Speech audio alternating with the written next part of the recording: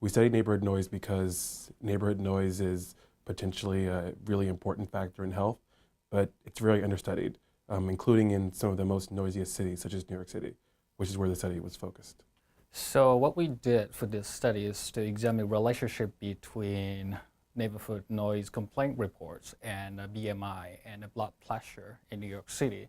So particularly we focus on residential area, but at the same time we also use GPS tracking device to measure noise exposure in relation to body mass index and blood pressure. Noise in various New York City neighborhoods was associated with reductions in body mass index and reductions in blood pressure, meaning that noise in some senses is good for you.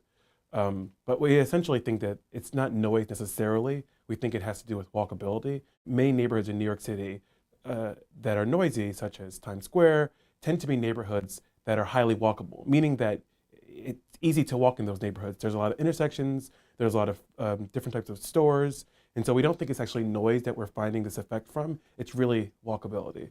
Next step for this study is to examine relationship between noise exposure and body mass index and blood pressure.